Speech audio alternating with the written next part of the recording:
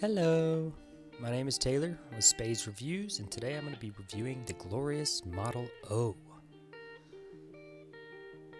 Now, there is a wireless version of this mouse that just released, but as of now, I really have no reason for purchasing it. They will probably be coming out with a couple more versions to perfect it before I end up buying one, just like I did with this one. As you can tell, I waited a year before I even reviewed this mouse. So that's got to tell you something about the person I am, is I want to buy a perfect mouse, but it never happens. The build quality is nice, it's sturdy, overall feels great. There's a little bit of pre-travel in the side buttons with a little bit of side wiggle on mouse 1 and 2, but nothing that really affects the gameplay whatsoever. This mouse is weighing in around 67 to 69 grams. I have seen a couple in the 67 gram range. Mine is 68 grams, so yeah, there you have it. It's pretty much just between 67 and 69 grams. Before, I had never tried a lightweight mouse until I purchased the G-Wolves Hottie. If you'd like to see a review on that G-Wolves Hottie from me, please let me know in the comments below. The Hottie definitely swung my attention to lightweight mice because of the precision aiming.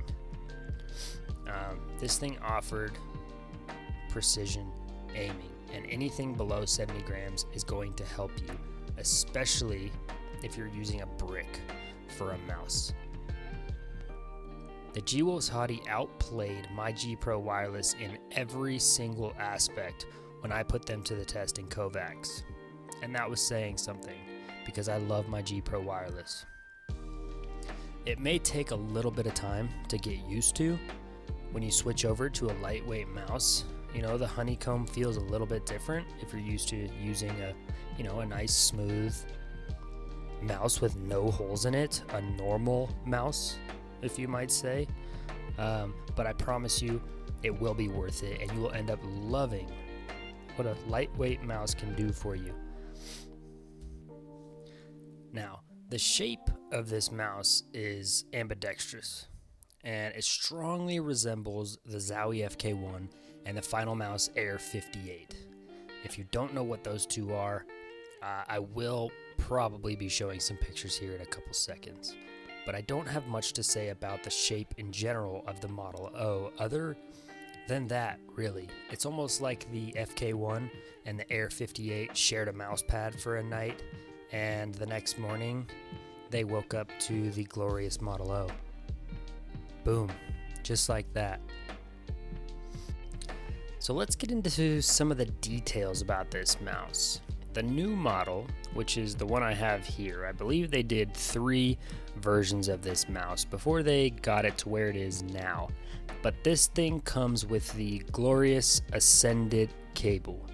Now, this is very similar to just a paracord, an aftermarket paracord that you would buy. It's just black.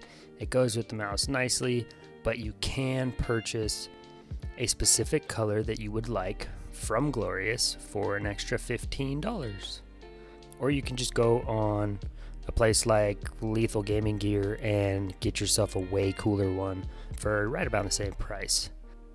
And as you can see right here, the paracord does not affect the mouse at all while you're moving it. This mouse basically feels completely wireless if you have it on a mouse bungee. Yes, you can see the cord, but you're not looking at the cord. You're looking at the screen, or at least you should be looking at the screen, or your teammates are going to be pissed. So, when it comes to measurements with the Model O, it measures 61 millimeters in the front, 59 millimeters in the middle, and 66 millimeters in the back. It's 37 millimeters at its highest point, and a total of 128 millimeters in length. Now that was the part that got me a little bit. I wish they could have made it a little bit taller at the base, at the highest point just a little bit taller, and a little bit shorter in the back. I think that would be my perfect mouse. I think that kind of resembles the Endgame Gear XM1, which I should have on the way here soon, and I will be doing a review on that one as well, so don't miss it. And as for the mouse feed on here, these are the G Skates, and they are 100% virgin PTFE with rounded edges so they don't snag at all, and these things fly compared to my G Pro and my Hottie, which is weird because I do have hyperglides on both of those mice. They might be a little bit worn down, and I am using a different mouse pad, so they just feel a little slower, but my Glorious Model O it flies on here, and it's kind of too fast for me, but I will get used to that. I'm actually using it on the X-Ray Pad Aqua Control Plus right now, and the speed mixed with the stopping power is a pretty great mix. And if you'd like to see a review on all of the mouse pads that I have, please let me know, because that would be fun for me. I have a ton of mouse pads that I can do reviews on right now, and I think those would be fun. The switches on this mouse are the Omron 20Ms, and to be honest, I'm not really a huge fan. I still think to this day that my favorite clicks come from the G Pro wireless, and I know a lot of people have had double click problems with those 50M Omrons that they have in there. But you know, mine's been going strong for over a year now, and I haven't had a single double click. The clicks on the Model O, they still feel a little mushy in my opinion, but I'm sure some people would probably beg to differ. I will show you a sound test right now of all the buttons. The side buttons definitely have some pre-travel, and they still feel mushy. The click in those sounds crisp, but you know, I still don't think they're the best, and I think they're in a really weird placement, and they're still kind of small. I wish they could have made them a little bit bigger, but you know, can't have it all, right? The scroll wheel on this thing was something that I really wanted to talk about and not forget. I love the scroll wheel on this mouse. It's soft, it's easy, it's tactile, and it's really easy to click. I always use my middle mouse button to click when I'm gaming, and with some I struggle. With the G Pro I struggled for a while until I got used to it. But yeah, there's a big factor when it comes to a scroll wheel. Some people hardly use their scroll wheel, but I use my scroll wheel for a lot of things. And this scroll wheel was definitely on my top 5 list of scroll wheels, no doubt.